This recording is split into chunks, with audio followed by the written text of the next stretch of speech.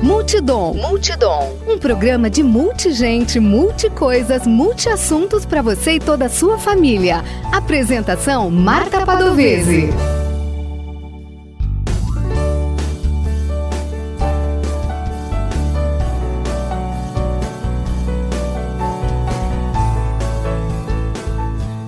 Olá! Eu sou Marta Padovese e apresento o programa Multidom na Rádio Webdom.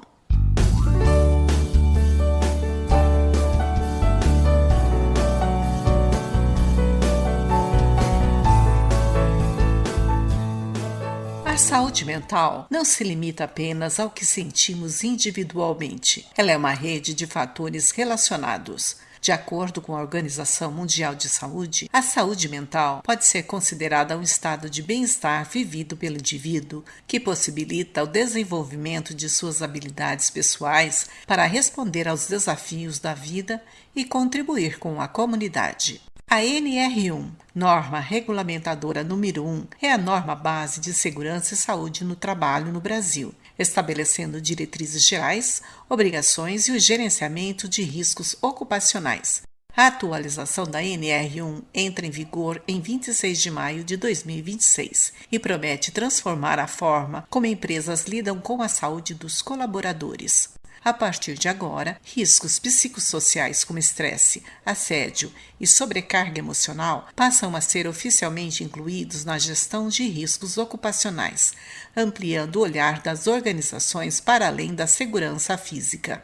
Para bater um papo sobre a NR1 e saúde mental, está aqui conosco no Multidom a psicóloga Claudete Suete. Ela é psicóloga em processos clínicos terapêuticos, psicopedagoga clínica, escolar e empresarial. Possui MBA em Gestão e Governança Corporativa Compliance, tem especialização em Terapia Cognitiva Comportamental e Neurociência e Educação. Possui experiência de 20 anos de formações e capacitações e atendimentos. Faz orientações, consultorias e atendimentos clínicos a lideranças, gestores, empresários e colaboradores. Olá, Claudete, muito obrigada por bater um papo aqui conosco no Multidom. Olá, Marta. Agradeço imensamente essa oportunidade, a Dom Comunicação, a ti, Marta, porque esse é um assunto de interesse de toda a comunidade, né? Das empresas e também de trabalhadores. É um assunto complexo e vamos tentar aí plantar uma sementinha colocando os pontos principais. Claudete, você poderia explicar para a gente o que é a NR1 e qual o seu papel principal para as empresas? Então, eu vou iniciar fazendo primeiro uma sensibilização, né? Que é o mais importante para que as pessoas desmistifiquem o medo que está tendo que eu recebo. Primeiro, a NR1 já é uma norma que ela existe desde 1978. Ela foi atualizada em 2025, 2024, ela sofreu atualização em resposta do número de afastamentos gigantes no Brasil. Foram mais de 546 mil vidas afastadas do trabalho, incapacitadas, decorrentes de transtornos mentais como assédios de qualquer natureza, seja sexual ou moral, síndrome de burnout, que é o esgotamento físico e mental, ansiedade e depressão. Então, foi uma resposta do governo, né? Por isso que foi ampliada essa norma. Já vem de muito tempo, isso não é de agora, o Brasil vive uma epidemia de saúde mental silenciosa, um colapso em que ainda as pessoas têm muito preconceito quando o assunto é saúde mental, adoecimento emocional. Falar de doença mental no Brasil é bem complexo ainda, porque existe muito estigma, muito preconceito. Algumas empresas já estão fazendo a sua parte aí de fazer campanhas dentro das empresas, colocarem ações continuadas de cuidado, de segurança psicológica para os trabalhadores. Só que dentro do montante das empresas brasileiras, isso é muito pouco ainda, né? Então, quando se fala, por exemplo, numa depressão, ainda o diagnóstico, ele é questionável. Isso não acontece, por exemplo, com o diagnóstico de uma diabetes. Se eu falar para minha empresa, por exemplo, eu fiz uns exames aí, constatou que eu estou com diabetes, eu vou precisar de um tratamento. Ou fiz uns exames, eu estou com colesterol alto, vou precisar de um tratamento. Ou vou ter que fazer uma cirurgia no joelho. Esse diagnóstico, ele não é contestado, não é questionado, porque é uma doença aceitável, né? Colesterol, diabetes, tá tudo certo, ninguém questiona. A partir do momento que um trabalhador fala que está com depressão, que ele recebeu o diagnóstico depressão, já passa a ter um olhar de julgamento. Como assim depressão? Esse diagnóstico passa a ser questionado. Esse é o que acaba adoecendo muito mais os trabalhadores. Por quê? O que eu recebo aqui é muitas pessoas que vêm no estágio de sofrimento profundo, as pessoas que relutaram contra a doença, que não admitem a doença. Aí chegam num ponto extremo de crise de ansiedade, ideação suicida, tentativas de suicídio, vítimas de assédios de tudo quanto é natureza, de burnout, e chegaram na exaustão. Aí vem buscar ajuda. Quando procuram? Porque o que mais acontece é trabalhadores andando com atestado na bolsa, ou trabalhadores que percebem a doença, mas por medo de levar a gestão, a empresa, o RH, preferem esconder esse diagnóstico. O que o meu chefe vai pensar quando eu falar que eu estou com depressão? Será que ele vai me julgar incapaz? Será que ele vai mandar eu ir embora? Isso são coisas, situações que estão acontecendo de maneira repetida. É muito comum eu falar com os trabalhadores quando chegam em adoecimento, que falam, mas você não vai falar para minha empresa que eu estou com esse CID, né? Que é o CID 11 da vida, CID depressão, né? Não, claro, é um sigilo, eu tenho que respeitar. Se ele não quiser, eu não vou abrir, eu não posso quebrar o sigilo ético. Mas aí eu informo os perigos. Um trabalhador que vai trabalhar adoecido dentro do ambiente de trabalho, ele tem mais riscos de sofrer um acidente, de cometer um acidente e também de colocar a vida do seu colega de trabalho em risco. Então, acontecem muitos danos e agravos dentro do ambiente de trabalho por conta desse adoecimento que não tem suporte profissional de tratamento. Uma, porque muitas empresas olham o diagnóstico de doença mental com preconceito, com julgamento, fazem comentários, ou falam assim, se você apresentar esse atestado, tem certeza que você vai fazer isso? Você vai perder esse benefício. E será que não é coisa da tua cabeça? Já consultou uma outra opinião? Será que é isso mesmo? Então, não levam a sério o diagnóstico. E aí, se a empresa já vem com esse tipo de comentário, como que o trabalhador vai ter coragem de entregar o atestado? Como que ele vai ter coragem de falar do adoecimento se ele não percebe um ambiente seguro? Porque o que ele pensa? Eu posso perder o meu trabalho? Se eles me julgarem incapazes, isso é sério? Posso ser rebaixado? E isso acontece, eu tenho vários exemplos que hoje não tem como falar aqui, da humilhação que eles sofrem. No caso de entregar um atestado, ser afastado, que primeiro tem uns 15 dias, aí volta no trabalho, o seu posto já foi preenchido por uma outra pessoa sem comunicação alguma, isso é um tipo de assédio moral grave que acontece.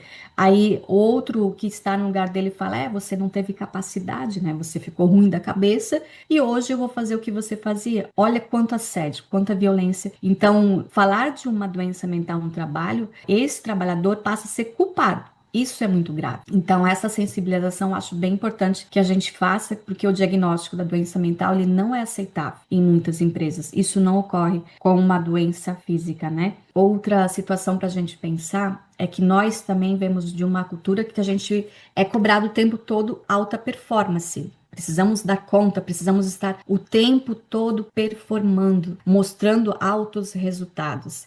E aí, trabalhar doente é até uma questão de admiração muitas vezes, né? Eu tenho uma situação que eu atendi de um colaborador que ele estava adoecido, já estava passando por muitas infecções de repetição, sempre estava com a imunidade em baixa, porque ele estava sofrendo um excesso de trabalho, que levava trabalho para casa, ficava trabalhando no final de semana, e ele sempre estava doente, estava exausto, o corpo chegou ao limite. E um dia ele pensou em entregar o atestado para o seu patrão, pensou. Só que quando ele ligou para o seu patrão para falar do que estava acontecendo, desse adoecimento mental, o chefe dele, ele falou assim, nossa, eu tô aqui no hospital. Por quê? O que aconteceu? Eu tive uma fratura ali no joelho, tive que fazer uma cirurgia, mas eu tô aqui firme e forte, tô trabalhando, tô aqui, computador, o que você quer falar comigo?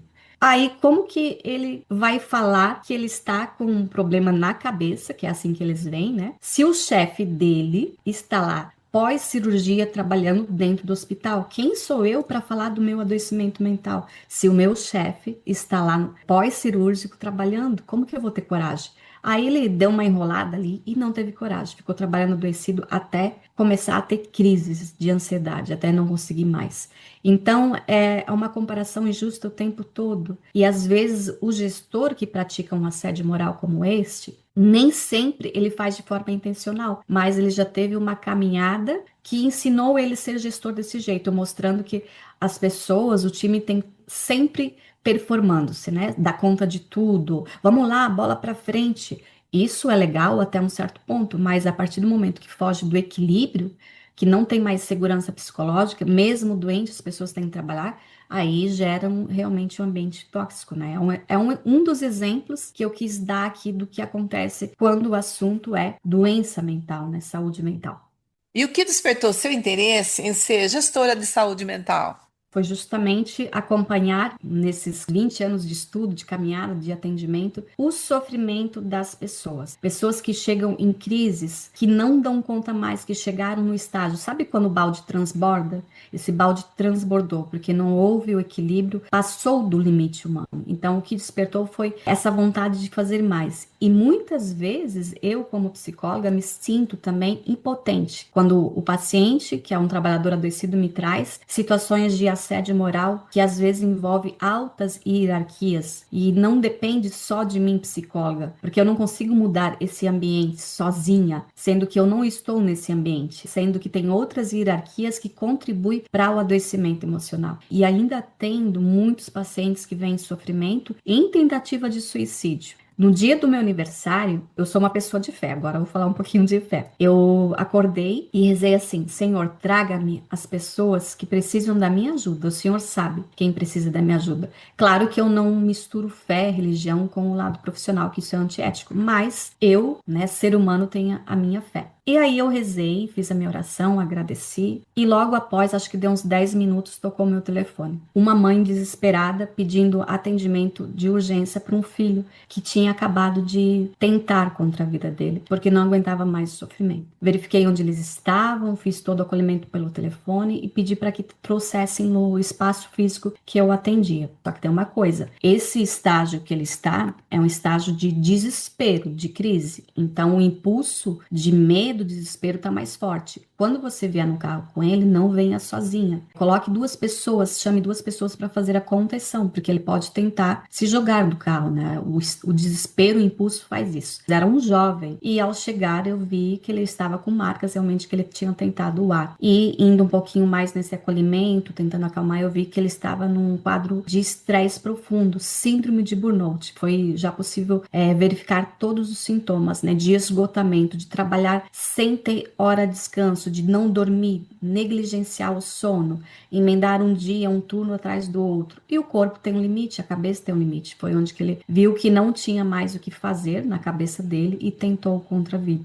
No mesmo dia, veio uma outra pessoa também com os mesmos sintomas, só que ela tinha se ferido e tomado medicação. Esse apagar incêndio eu faço o tempo todo. Pessoas que estão em crises por vítimas de assédio moral, sexual, burnout, né? Várias violências cometidas no trabalho e que elas tentam remar contra esse adoecimento, tentam negar que estão doentes, só que o corpo nosso, ele dá sinais. A partir do momento que a gente não respeita esse equilíbrio, ele vai transformar essa doença em algo pior. Tem pessoas que não conseguem ter essa outra chance, né? Infelizmente, mas tem pessoas que, pela crise, são levadas pelos seus familiares porque não tiveram coragem de buscar o tratamento. Então, esse foi e é, até hoje, é o meu impulso, é o meu desejo de conseguir fazer mais. E onde que eu vou conseguir fazer mais? Tentando tocar corações, eu falo assim, plantando sementinha, não só nos gestores, empresários, mas também nos trabalhadores, que são pessoas comuns, como eu e como você, e que a gente precisa desmistificar,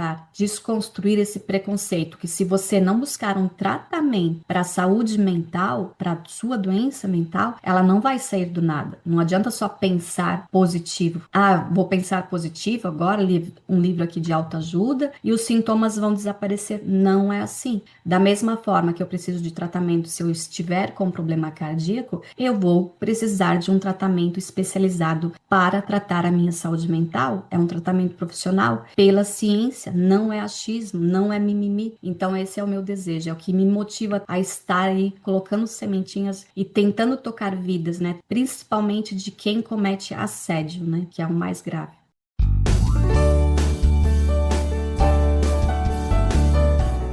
Você ouve o programa Multidom. Apresentação Marta Padovese. O bate-papo de hoje é com a psicóloga e especialista em saúde mental, Claudete Soete.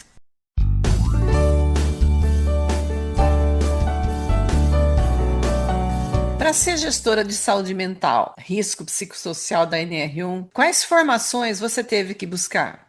Desde que eu percebi essa demanda acontecendo, esse movimento da NR1, eu comecei a buscar formações, né? Então, desde 2024, eu já venho me atualizando ainda mais, porque quem é psicólogo, médico, na verdade, todos nós, né? Você também, né, Marta? A gente não para. Então, eu busquei desde 2024 formações relacionadas ao tema saúde mental, gestão de saúde mental, NR1. E a última formação que eu estou concluindo agora é do time da Isabela Camargo, que foi uma riqueza, assim, sem tamanho. Eu estou no final do curso, valeu a pena, eu falo assim, cada centavo que eu investi, porque eu estou aí me formando, me capacitando, buscando essa atualização com profissionais que estão vivendo o conhecimento de causa. Uma das minhas mestres é a doutora Luciana Baruch, ela é psiquiatra, médico e também fiscal do trabalho. Ela atua diretamente junto com o Ministério do Trabalho e Emprego. Então, todas as informações, todo o conhecimento que eu estou recebendo dessa formação estão muito atualizados, né? E são conhecimentos de ponta de quem está lá atuando nas questões de assédios, de violência do trabalho, quem está lá no Ministério do Trabalho e Emprego. Ela é uma pessoa tão humanizada que ela traz até a história da vida dela, né? Como que ela também começou a levantar essa bandeira por ser vítima de um assédio dentro de um órgão público, né? E ela até conta assim. Então, são pessoas muito humanas, a própria Isabela Camargo, que foi vítima de uma síndrome de burnout, né? Eu tenho o professor Claudeci, que ele é técnico do INSS e também atua junto com o Ministério do Trabalho e Emprego. Então, essa formação, dentre todas as outras que eu fiz desde 2024, foi a que mais me realizou, digamos assim, a que mais me traz conhecimentos de causa, não só a teoria, porque às vezes a gente faz formação que tudo é tão técnico, tão maçante, que falta essa sensibilidade humana. Então, os profissionais que eu estou tendo essa formação são profissionais que têm muita bagagem. E quais os riscos psicossociais mais comuns? No guia tem 13 riscos ali psicossociais que eles estão pedindo para a gente poder tabular, digamos assim, né? Classificar. Não são apenas esses, tem outros tantos, porque o ambiente é feito de pessoas, o ambiente é dinâmico, as situações e os contextos de trabalho mudam o tempo todo, o que faz com que tenha outros riscos psicossociais tão graves quanto este, o guia aí da NR1. Mas os mais comuns são sobrecarga de trabalho, que é a síndrome de burnout, quando o trabalhador realmente ele está no estágio de adoecimento profundo, tão grave que ele não aguenta mais, né? Então ele queima até o final, essa expressão ali do burnout, né? Começa a ter sintomas no corpo, na cabeça, a pessoa parece às vezes que vai ter um AVC, começa o coração a disparar. Assédios morais e sexuais em larga escala. Esse é um risco psicossocial gravíssimo que acontece em órgãos públicos, escolas, empresas de pequeno, médio porte. Outro risco psicossocial também é quando as tarefas, as funções, as pessoas, os trabalhadores não têm clareza no que fazem. As informações são ambíguas, são confusas, fazem de tudo e mais um pouco, mas não se define exatamente qual que é a atribuição daquele colaborador. Então, são muitos riscos psicossociais também, como a depressão, que é provocada, por exemplo, por um assédio, por um gestor que fica fazendo essa violência o tempo todo contra aquele colaborador, assediando, humilhando, constrangendo. Aí vem depressão, ansiedade é outro risco psicossocial grave que tem acontecido por conta de má comunicação, né, de clima tóxico no trabalho. Quando você entra naquela empresa, naquele setor, você já percebe que tem um clima tenso, as pessoas têm medo de falar, medo de questionar determinada ordem, porque são na hora julgadas, constrangidas no meio de todo mundo, não conseguem se relacionar bem porque é um clima de competição, de ameaça, em que a própria hierarquia faz com que isso aconteça, a própria gestão da empresa já tem uma cultura de ser assediadora. Então, esses são os mais comuns riscos psicossociais que acontecem no ambiente de trabalho. E quais os cuidados que você orienta sobre a implementação da NR1? Essa é uma pergunta bem importante, né, Marta? Porque cuidado é uma coisa que não é só feita agora nesse tempo de NR1. E infelizmente ainda a gente está, todos os profissionais que estão atuando, que nem eu, a gente está lidando com uma dificuldade de aceitação da NR1. Quer ver um exemplo? Quando eu estou falando com o gestor, pessoal da RH, os primeiros comentários que eu recebo é de indignação. Mas essa obrigação legal agora, não bastasse tudo que a gente tem. E eu realmente eu acolho, eu entendo, eu não julgo esse empresário, porque eu sei, eu atendo os dois lados, tanto o trabalhador como o gestor. E eu sei que as cobranças para as empresas não param de chegar. E a cada ano é uma nova regra. Então é desafiador, né? Ser empresário nesse Brasil com tantos impostos, tantas atribuições e tudo esbarra na empresa. Então eu escuto essa resistência que as pessoas falam, essa NR1 não vai dar em nada, ou a minha empresa é pequena, nada vai acontecer, né? Então tem muita resistência. A história da humanidade mostra para que a gente crie uma cultura nova, a gente sempre vai passar por grandes batalhas. E essa batalha de educação ao tema saúde mental tem sido travada há mais de décadas. Essas dores que eu te falei aqui de assédio moral, assédio sexual, depressão, ansiedade já existem há décadas e ainda tudo isso é visto com descaso, né? Que agora eles veem a NR1 como uma obrigação. Então, quer ver um exemplo? Quando começou a pandemia lá, tu lembra, Marta, quando começou a pandemia? Usar as máscaras. Foi fácil usar as máscaras? Não foi, né? O que a gente manifestou de comportamento? A gente usou, aceitou. Ah, que legal, todo mundo vai trabalhar de máscara, de óculos, vai ser show de bola. Foi assim a nossa aceitação? Não, a gente se sentia até sufocada, era difícil. A máscara, a gente viu logo de cara que ela era algo bom? Não, a princípio, embora muitas vezes a gente reconhecesse que era necessário, mas não era uma coisa boa. Ficar aquela máscara na face não era nada agradável para quem tinha óculos. Exatamente. Então teve toda essa relutância, essa negação. Nossa, isso aqui não vai adiantar de nada. Primeiro foi obrigação e depois, conforme a gente foi percebendo a importância da não contaminação, que era para proteger a minha vida e a vida do outro, a gente viu realmente que ela ia proteger a vida. Então, isso está acontecendo também com a NR1.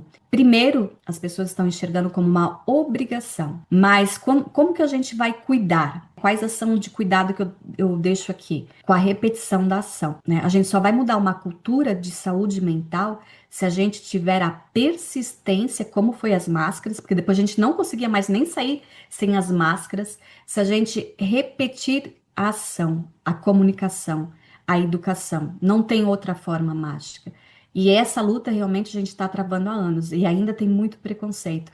Hoje a NR1 vem como obrigação, mas a partir do momento que os empresários veem os benefícios, eles vão ver que essa ferramenta NR1, ela é um fator gigante de proteção à empresa, proteção jurídica e ao trabalhador. Então hoje é a obrigação e amanhã será a convicção, é a certeza que a NR1, ela não é inimiga, ela não ameaça, como muitos empresários têm, né? Mas sim, ela é um fator que vai proteger de muitas situações danosas que já acontecem em larga escala, as dores estão ali, a gente está vendo, e está escancarado o nível de adoecimento mental, a NR1 vem ser aliada e não ameaça. Então é o cuidado da gente persistir nessa mudança de cultura, de criar o hábito, a educação e não banalizar como a gente vem fazendo isso durante décadas, né?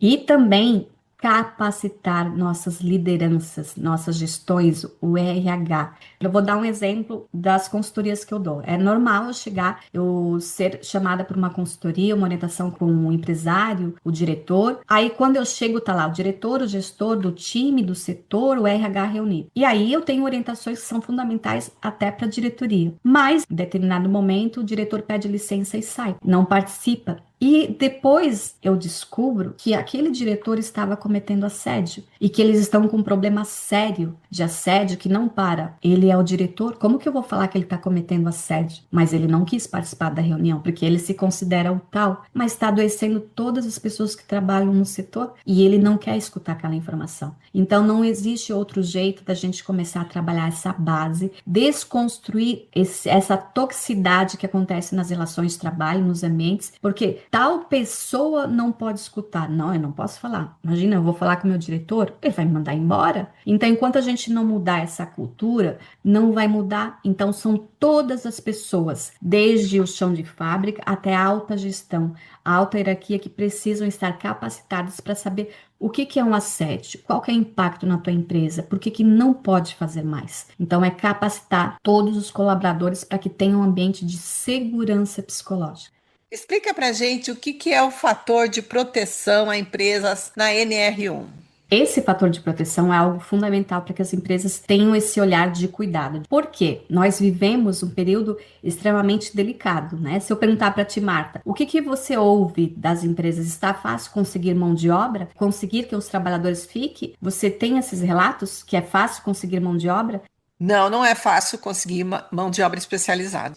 Essa é uma das dores principais que as empresas estão vivendo. Não está fácil reter talentos. E aí a NR1 ela é fator de proteção. Por quê? A partir do momento que eu ofereço um ambiente com segurança psicológica, com todos os cuidados que eu mencionei aqui, eu vou trabalhar diretamente nas dores dos empresários que já têm há décadas, como conseguir engajamento, maior produtividade, e é a produtividade sustentável, aquele ambiente saudável que estimula os colaboradores a vestirem a camisa com alegria, porque sabe que existe um ambiente seguro, que oferece segurança à saúde mental dentro do trabalho, à saúde física. Aí também aumenta a retenção de talentos. Imagina se eu trabalho numa empresa que eu não preciso ter medo de falar quando eu não estou bem. Eu não preciso andar com atestado na bolsa, porque eu sei que eu vou ser acolhido. Eu sei que o meu gestor, a minha empresa, ele não vai me julgar se eu falar que eu estou com depressão ou que eu estou com uma crise de ansiedade,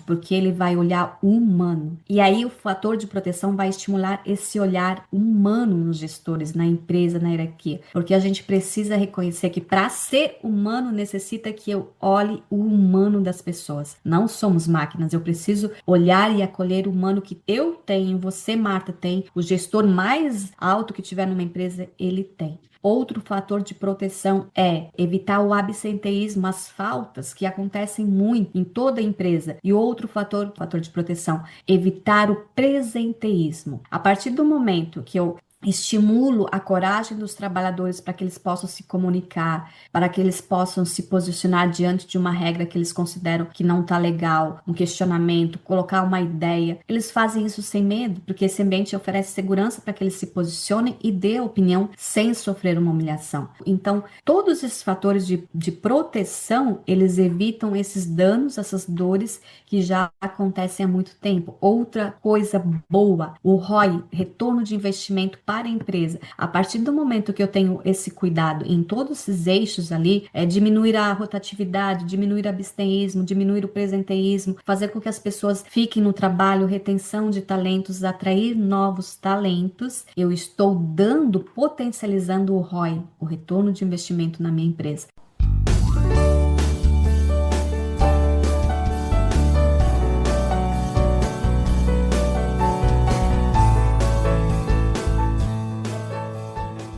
Hoje vamos para a segunda parte da entrevista com a gestora de saúde mental risco psicossocial NR1, Claudete Soete.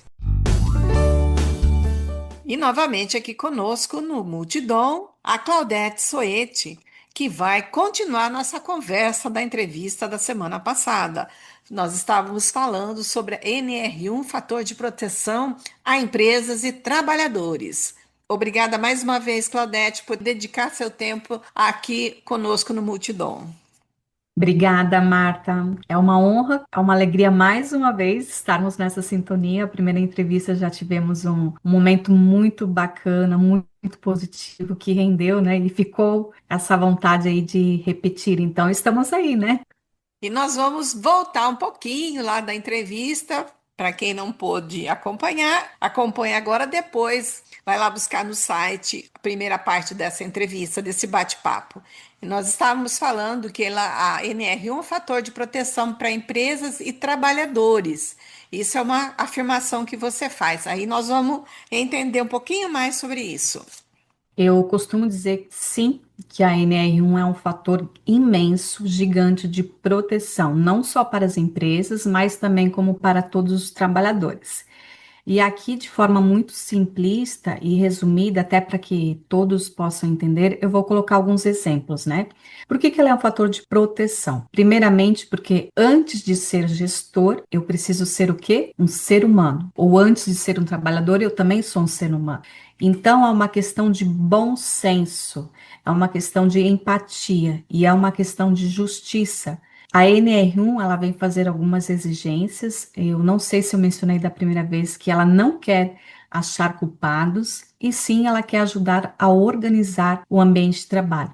E por que que eu estou respondendo aqui que é uma questão de bom senso? Porque eu não vou fazer ao outro o que eu não quero que faça a mim mesmo. É muito comum eu também receber relatos de trabalhadores que chegam nesse estágio de adoecimento por sofrer aí uma questão de assédio, burnout, e relatam essa decepção, porque a pessoa que manda, o gestor que podia fazer alguma coisa para mexer na organização do trabalho, não fez nada, ou fez vistas grossas, ou ignorou o sofrimento. E aí eu chamo a empatia. Se eu me colocar no lugar desse trabalhador, eu gostaria de ser humilhado?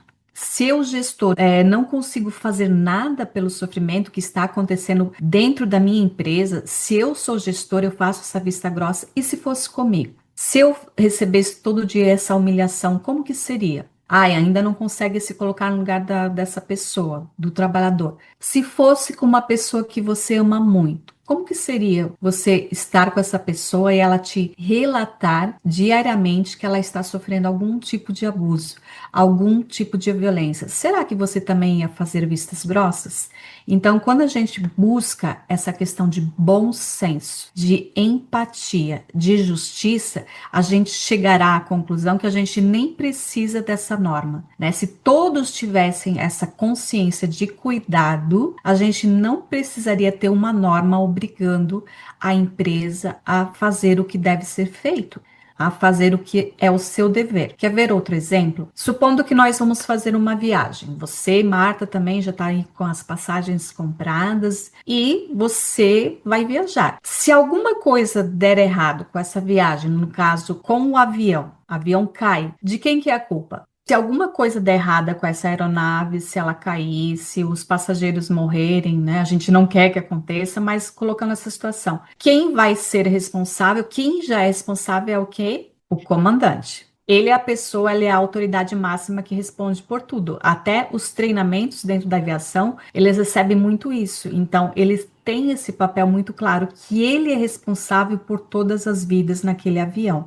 E aí, se eu perguntar quem que é o comandante de uma empresa? O CEO, né? Depois do CEO, a autoridade máxima é o diretor proprietário, é o dono da empresa. Então, mesmo que você fale, ai, não foi culpa minha, foi o meu gestor, mas você é o comandante da sua empresa. Então, se ele é o dono, tudo que acontecer dentro da empresa é de responsabilidade dele, até o que ele não fizer. Porque antes da NR1 existir, existem outras leis na nossa Constituição Federal, na CLT, que já garantem ao trabalhador o direito ao respeito e à dignidade.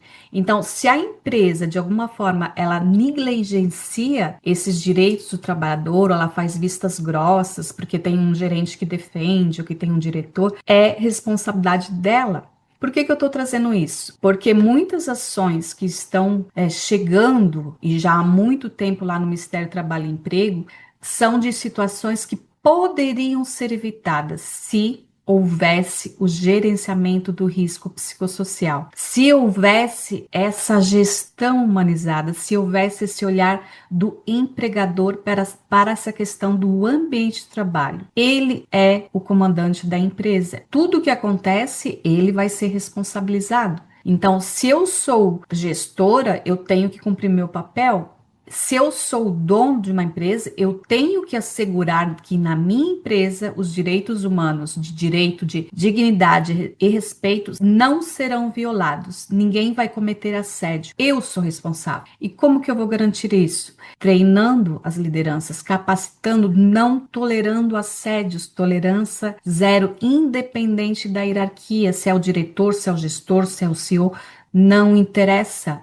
É uma política de segurança psicológica. A NR1, infelizmente ou felizmente, ela está obrigando, porque essa gestão preventiva falhou. Então, hoje ela é obrigação. É importante que eu consiga colocar isso para que as pessoas entendam que cada um dentro de uma empresa, até o trabalhador, ele também possui direitos e deveres. Mas se acontece uma violação grave, uma violência grave, dentro da minha empresa, eu sou comandante. Cada empresário é o comandante da sua empresa, então precisa assumir esse papel de comandante. Então, fator de proteção é uma questão de bom senso, de humanidade, de justiça e de empatia. Às vezes, quem está lá na alta hierarquia se julga muito superior, esquece que essa roda da vida está girando, né? Um dia eu estou aqui em cima, outro dia a gente não sabe onde pode estar. Poderia ainda acrescentar, só chegou a esse ponto porque as empresas não olharam para a questão do adoecimento, colocaram os resultados e o lucro acima de tudo, até agora. Ainda continuam, algumas empresas ainda continuam, muitas, né? Temos empresas que estão com ações de exemplo, que estão cuidando, mas dentro de uma classe inteira de empresas ainda é muito pouco. Então, só chegou a esse ponto porque exigiu que batesse as metas batendo nas pessoas, né? Ao ponto que o balde transbordou. Tem muita empresa ou tem muita gente que fala, não dá nada não. Qualquer situação, quando eu ouço essa frase, não dá nada não, já começo a ficar preocupada, porque normalmente é aí que acontece. Quando a gente acha que pode dirigir sem habilitação, quando a gente acha que pode andar um pouquinho só na contramão, e muitas empresas vão nessa onda de não fazer nada, Isso. porque não vai dar nada não. Então, infelizmente, eu também escuto o mesmo que você está escutando, né, Marta? Isso não vai dar em nada, é tudo mais uma onda, né? Daqui a pouco isso vai cair no esquecimento, eu vou pagar para ver. Então, nós profissionais, a gente troca também alguns relatos, né? Porque parece, às vezes, quando a gente está no meio de tudo isso, que é só a gente que está vivenciando essas dificuldades, né? E, na verdade, quando eu converso com outros profissionais que estão atuando também, estão tendo contato com os gestores, que estão orientando, que estão escutando todas essas reclamações, e a gente entende que até um certo ponto tem uma coerência, né? Porque realmente existe muitas cobranças, as empresas estão às vezes sobrecarregadas. Só que quando a empresa fala eu prefiro pagar para ver, esse pagar para ver às vezes pode ser um preço muito alto, além do que ela imagina. E às vezes essa fala também revela uma falta de conhecimento sobre tudo que está em jogo, inclusive a própria reputação da empresa, né? Supondo que uma denúncia ela seja pega por uma denúncia, e acho que eu até falei na vez passada que basta uma denúncia para que o Ministério do Trabalho e Emprego caia em cima da empresa. Não importa se ela é uma empresa pequena, não importa se é de médio porte, ela vai pegar aquela denúncia, vai chegar naquela empresa e vai começar a fazer uma investigação muito minuciosa, que vai adicionar outros ministérios do trabalho para verificar que erros mais, que falhas mais, que negligências mais a empresa tem que estar encoberto, porque ela quer achar mais, ela não vai só por uma coisa. A partir de uma denúncia, de uma falha que tem a ver com um direito violado do trabalhador, ela vai puxar outros e certamente vai aparecer outras coisas. Então, esse pagar para ver, esse não dar em nada, eu posso assegurar que vai dar num baita prejuízo que pode, inclusive, fechar a empresa, dependendo do porte que ela está. Pode sujar a reputação da empresa, porque afinal, a empresa ela quer ser reconhecida por promover saúde ou ela quer ser reconhecida por promover doença, um ambiente que é inseguro, onde os trabalhadores têm medo, né? É muito comum também eu atender os gestores e é interessante porque quem me procura geralmente é alguém do RH, que não é o sócio proprietário, que não é o diretor, mas que ele está sobrecarregado de estar lidando com essas dificuldades e muitas vezes ele sente assim, né, de mão atada, porque quem manda não quer agir com prevenção. Ai, não vamos fazer isso, isso vai gerar mais gastos para a empresa. Olha que equívoco. Gasto é a partir do momento que tiver uma denúncia, o Ministério do Emprego vir e começar a multar por tantas falhas. Aí ele vai ver o que é gasto, né?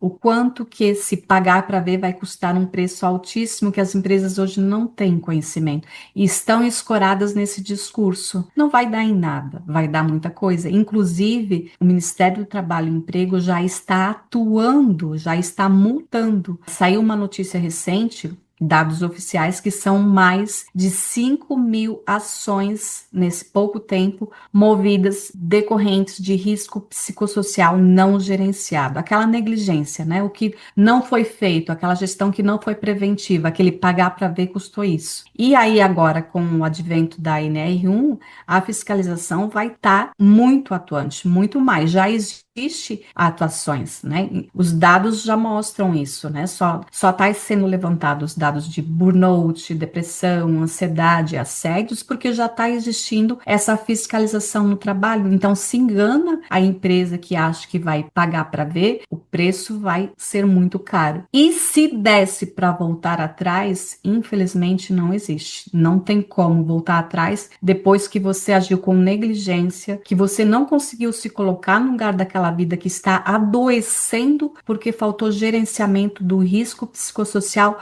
no teu trabalho, porque você quis omitir algumas situações, enquanto isso muitas vidas foram aí danificadas. Isso é sério demais, então é uma questão de bom senso, é uma questão de humanidade. Olhar para essa questão e não banalizar o sofrimento de outras pessoas que estão lá pelo trabalho, não para serem humilhadas.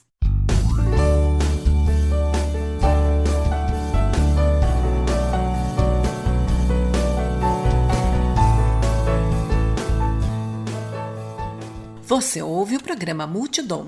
Apresentação Marta Padovese. O bate-papo de hoje é com a gestora de saúde mental, risco psicossocial NR1, a psicóloga Claudete Soete.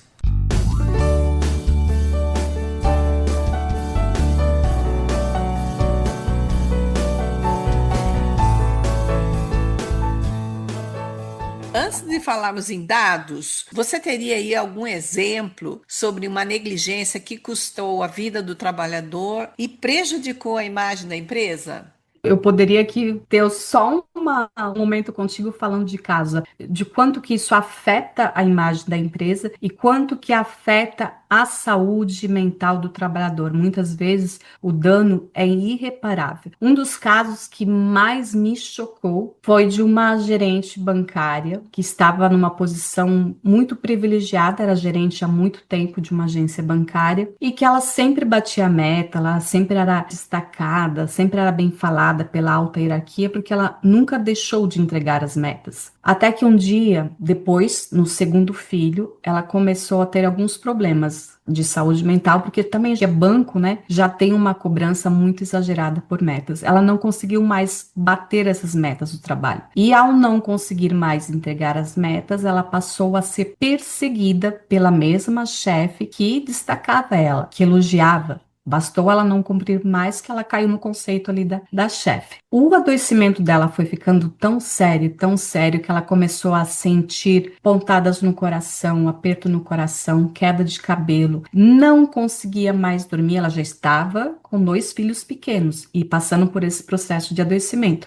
Quem é mãe, Marta, acredito que você seja mãe, né? Sabe que criar um filho não é uma tarefa nada fácil por si só. Imagina ter uma função de tanta responsabilidade dentro do banco, ainda com 2 filhos pequenos. E ela não conseguia mais entregar essas metas e o negócio foi ficando complicado e ela foi adoecendo. Só que ela não admitia que ela estava com um adoecimento, que o primeiro diagnóstico dela foi depressão. E ela dizia, eu não aceito. Uma, porque ela tinha uma fé muito grande, é uma pessoa muito religiosa, que tem Deus. Como eu estou com essa doença? Eu acredito em Deus. E ela se culpava, ela carregava muito essa culpa. Eu não posso, eu não aceito, e falava assim. Os diagnósticos dela revelavam que ela podia sofrer um AVC, uma parada cardíaca a qualquer tempo. Tamanho eram sintomas de aperto no coração, já há muito tempo sem dormir, enxaqueca. Ela dizia assim, eu sinto uma dor na cabeça, uma pressão, como se a minha cabeça fosse explodir. E ao ser encaminhada para o neurologista, para fazer o diagnóstico comigo, até para confirmar, e até para ter outro suporte de medicamento. E ela foi encaminhada para o neuro, chegou no neuro, o neuro atestou tudo que eu atestei, ainda mais. Ela estava com depressão, síndrome do pânico, e inclusive ela relatava para mim que ela tinha ideação suicida. Quando ela passava por uma ponte, ela ouvia uma voz: se joga, acaba com o seu sofrimento, se joga. Mas o que segurava ela de não cometer o ato, ela disse, toda vez que vinha a voz dizendo se joga, ela pensava muito nos filhos dela, isso segurava.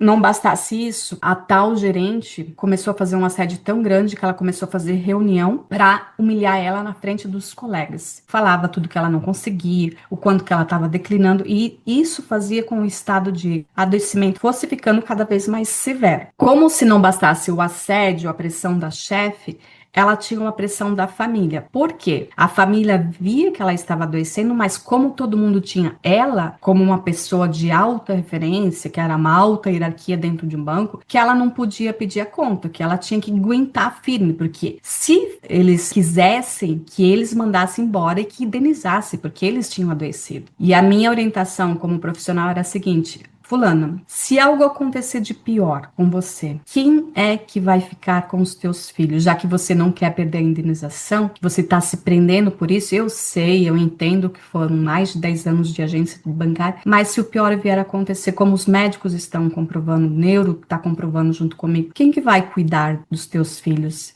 E aí, se isso vier a acontecer, valeu a pena tudo isso? Então foi nesse ponto que eu consegui pegar ela para ela começar a cuidar da saúde mental, só que ainda não foi fácil. E aí a gerente dela, para piorar a situação e fazer com que ela pedisse a conta, colocou ela dentro de uma sala fechada, sem sistema. Então ela ficava o dia todo lá sem sistema e era proibida de falar com os demais. Isso era um assédio moral grave, dos mais graves, né? O que chamam ali no banco de geladeira. Então fica dentro de uma sala sem sistema, não faz nada o dia todo e proíbem que os pares dela tenham contato e falem com ela. A única pessoa que falava com ela era a faxineira do banco, que como era terceirizada, não respondia para essa hierarquia. Então, era a única pessoa que dava até um suporte de acolhimento para ela, né, que escutava ela. Imagina todo dia você ir trabalhar, Marta, e não poder falar com ninguém, não exercer nenhuma atribuição. Só essa situação já é um fator máximo de adoecimento. E ela estava na situação e ela aguentou meses ainda na situação, né? Nessa geladeira do banco. Até chegar um momento que ela não aguentou mais e pediu a conta e perdeu toda a indenização. Eu fiquei contente pela decisão dela, porque não foi uma decisão fácil, porque a família não apoiava, já que ela tinha que ganhar a indenização do banco, eles olhavam ela como forte, ela tinha que ser forte, e ela estava ali no limite do humano dela, né? E eu fiquei contente porque ela estava olhando pela vida, e era isso que ela precisava fazer antes que acontecesse alguma coisa. E aí, depois de tudo isso, ela ficou em casa, em tratamento, muito tempo em tratamento, não foi fácil a recuperação dela, ela tem alguns prejuízos até hoje, por isso que eu falo que os danos de uma violência como esta, às vezes são irreparáveis, né? Ela tem ainda ataques de pânico, ela tem ainda alguns sintomas que prevalecem diante de qualquer evento que seja estressor, mas ela já está recuperada, digamos, já está vivendo, podendo cuidar dos filhos, direcionou a área profissional para uma outra área, saiu do banco, enfim. Depois de um tempo, essa chefe assediadora que quase destruiu a vida dela foi mandada embora do banco. Lembra que eu te falei que a roda da vida gira e as pessoas que cometem esse tipo de violência, elas se julgam tão superiores que não conseguem fazer essa analogia, não conseguem se colocar no lugar do outro. Um dia ela estava lá em cima, mas ela também pagou. Ela pagou caríssimo. Ela perdeu o trabalho dela. E acrescento mais, depois de um tempo também essa paciente trouxe um relato que nessa mesma agência bancária um colega se suicidou pelo assédio sofrido por essa pessoa. E essa pessoa, depois de ter prejudicado de maneira muito forte, muito pesada a vida de tantas pessoas, foi mandada embora. Mas precisou acontecer tudo isso, né? A reputação dessa agência com certeza caiu lá embaixo. Eu tenho dados, mas enfim, segue aí, né? Porque banco tem dinheiro. Então, para ver até quanto a gente pode também ficar preso num espaço que não pertence mais a nós. Às vezes não depende só da empresa, porque às vezes é uma pessoa que está lá adoecendo. E até quando você que está adoecido vai ficar num espaço que não te pertence mais, né? Sujeito a tanta coisa. Claudete, fala um pouquinho para gente sobre os dados de adoecimento, para mostrar um pouquinho como é que anda a saúde mental do trabalhador brasileiro. A grosso modo falando, a saúde mental do trabalhador vai de mal a pior, né? Todos os dados que eu vou trazer aqui são dados subnotificados, porque a grande parte das pessoas que estão no processo de ansiedade, depressão, burnout, continuam trabalhando sem diagnóstico e temem buscar o diagnóstico, a situação que eu já coloquei exemplo na nossa primeira conversa, né, Marta? Então, é um dado muito subnotificado que está longe da realidade. Só no Brasil, entre 2023 e 2025, teve uma alta dos transtornos mentais, por exemplo, como síndrome de Burnout, que foram mais 7 mil novos casos, 7 mil novas ações. Uma alta só nesse transtorno de mais de 500% entre 2023 e 2025. São mais de 7 mil vidas impactadas, fora as que a gente não tem acesso, né, ao dado subnotificado. Já o assédio moral no Brasil, também, né, nesse mesmo período de 2023 e 2025, registraram mais de 142 mil novas ações. O assédio sexual foram mais de 12 mil ações. Somando o assédio moral, o assédio sexual,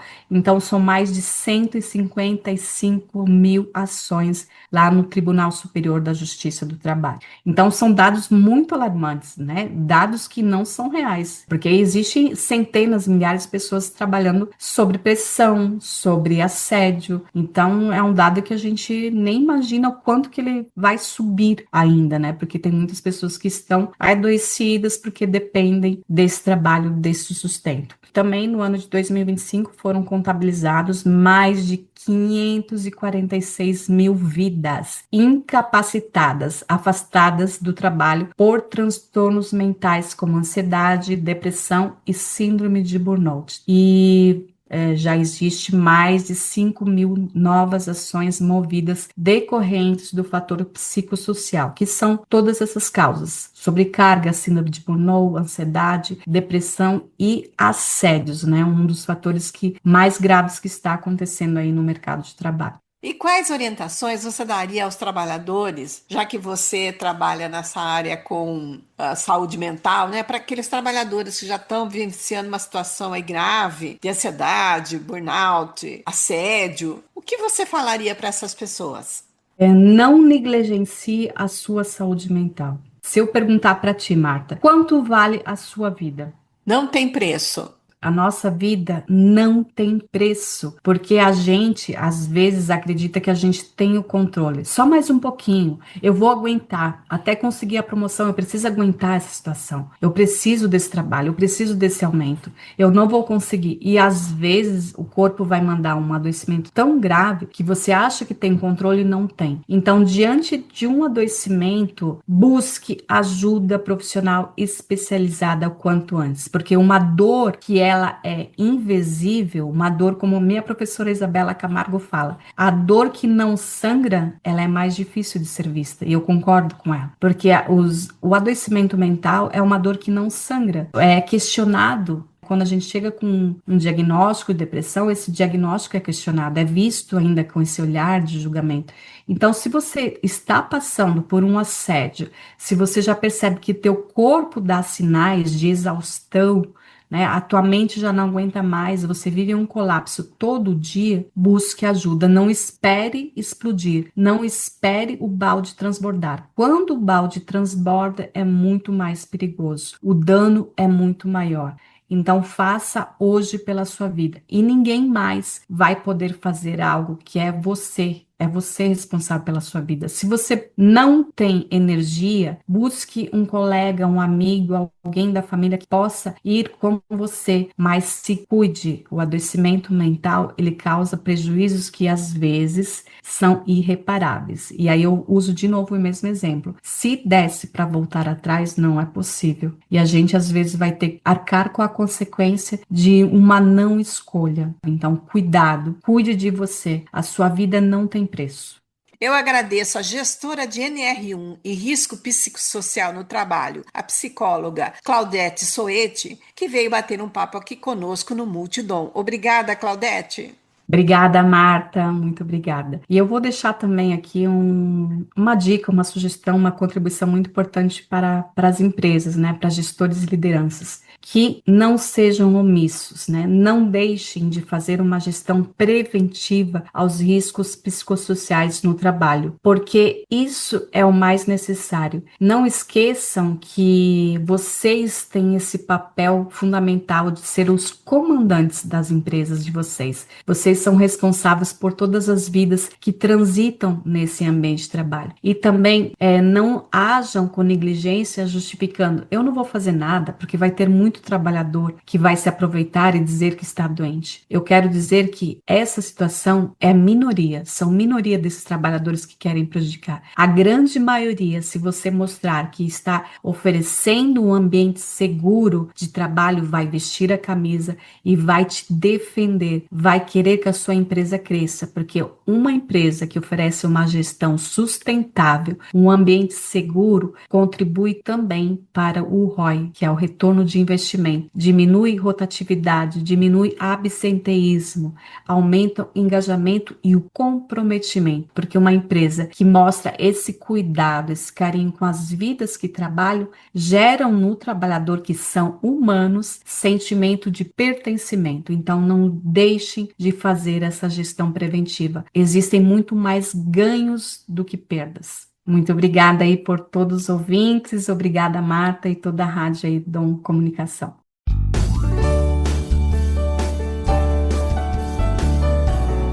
Quer entrar em contato conosco, deixar um recado ou ouvir de novo? Acesse www.radiowebdom.com ou envie seu e-mail para radiowebdom@gmail.com. Você também pode entrar em contato conosco pelo Instagram e Facebook Marta Padovese. O programa Multidom tem o apoio da Rádio Webdom. Produção e apresentação Marta Padovese. Edição de áudio Heraldo Vaz e Marta Padovese. Direção-geral jornalista Fátima Franco.